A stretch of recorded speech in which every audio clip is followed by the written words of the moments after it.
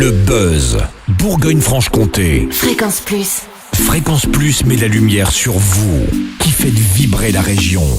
Lumière sur les prochains spectacles programmés au Conservatoire du Grand Chalon à l'occasion de la saison 2024-2025 du Grand 8. Dans ces musiques, nous ferons vibrer et voyager jusqu'au Portugal. Si vous voulez du soleil et de la chaleur, vous les trouverez prochainement au Théâtre Piccolo à Chalon-sur-Saône. On embarque tout de suite avec Marion Schrottensberger, directrice artistique de cette deuxième saison du Grand 8. Bonjour Marion. Bonjour. Et on s'intéresse d'abord au premier rendez-vous de décembre. Le 4 décembre, vous accueillerez à l'auditorium le chorégraphe Yann Lheureux qui a enquêté sur la mémoire et la maladie d'Alzheimer pour faire danser les souvenirs le temps d'un seul en scène. Est-ce que vous pouvez nous en dire un peu plus ? Oui, bien sûr. En fait, Yann Lheureux est un chorégraphe montpelliérain qui travaille beaucoup, qui fait plein de formes très différentes de spectacles. Et là, il vient avec un spectacle très personnel, puisqu'en fait, il a questionné l'idée de la mémoire suite à la maladie d'Alzheimer qu'avait sa maman et qui l'a énormément accompagné. Et en fait, dans cet accompagnement, il a rencontré d'autres malades atteints de cette maladie, mais aussi du personnel soignant. Et donc, c'est à ce moment-là qu'il a interrogé la mémoire par la danse, par le mouvement. Et ce spectacle, ici soit-il, je trouve, répond à quelque chose que disait le grand écrivain Jim Harrison.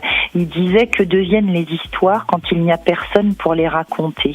Et je dirais que Yann Lheureux se place en relais, en porte-parole de toutes ces mémoires qu'il a vues disparaître. Et pourtant, toutes des vies qui sont encore là, qui sont bien présentes.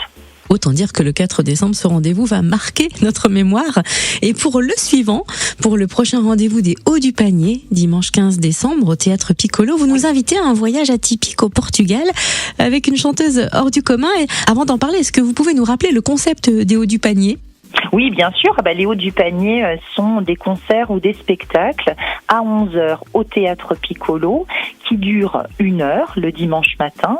Et puis, au bout de cette heure de spectacle ou de concert, un verre est offert puisqu'on a un partenariat avec la Cave des Vignerons de Buxy. Et donc, c'est une façon de pouvoir rencontrer aussi les artistes à la sortie du concert. Voilà. Alors donc, rendez-vous dimanche 15 décembre pour les Hauts du Panier avec la chanteuse portugaise Ana Lua Caiano qui saura nous surprendre et nous charmer à la fois. Est-ce que vous pouvez nous la présenter ? Ah oui, Ana Lua Caiano, vraiment, moi c'est un de mes rendez-vous chouchou de cette saison. C'est une jeune femme qui est absolument incroyable, qui a pourtant que la vingtaine, la 25 ans à peine, je crois.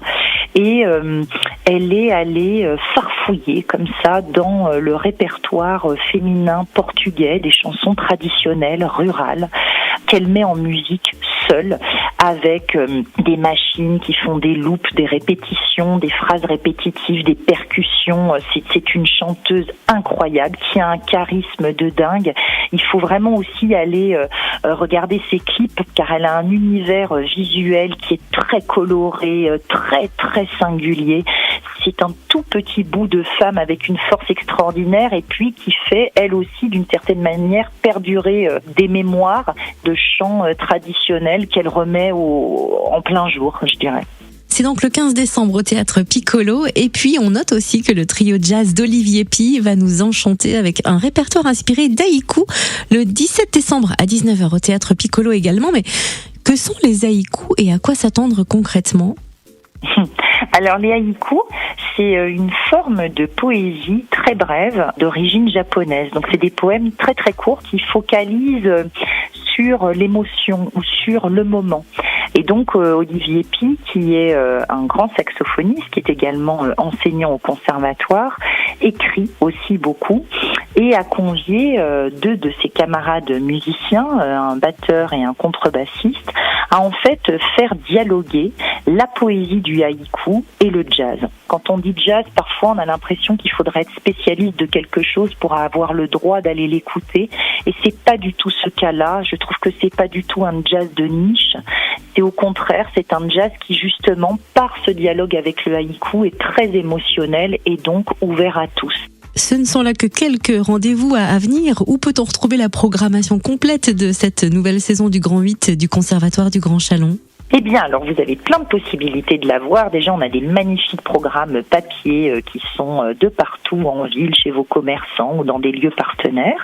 Et puis, il y a aussi tout simplement sur le site du conservatoire du Grand Chalon, où il y a un espace spectacle et où la saison du Grand 8 est présentée, où il y a tous les détails et des liens aussi pour aller découvrir le travail des artistes que l'on programme. Merci d'avoir été notre invitée Marion Schrottensberger, directrice artistique de cette 2e saison du Grand 8 au Conservatoire du Grand Chalon.